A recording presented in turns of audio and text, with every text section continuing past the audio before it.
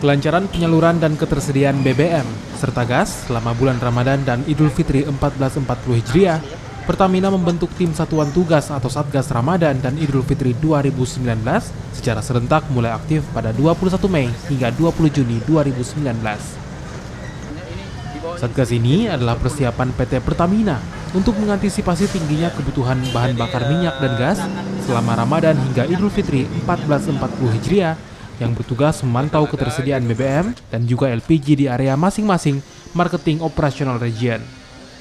Pertamina merilis peningkatan kebutuhan terjadi sepekan menjelang Lebaran. Rata-rata kenaikan hingga 9,4% untuk LPG 3 kg, utamanya yang bersubsidi. Sedangkan untuk non-subsidi mencapai 4,6%.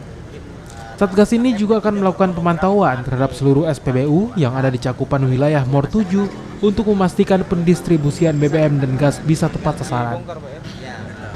Sedangkan untuk konsumsi LPG pun juga mungkin akan bergeser ya dari Makassar ya ke daerah-daerah tujuan ya, karena yang pulang kampung kan. Dan itu pun juga kita sudah antisipasi sehingga pendistribusian akan terkonsentrasi ke daerah-daerah di mana tempat para masyarakat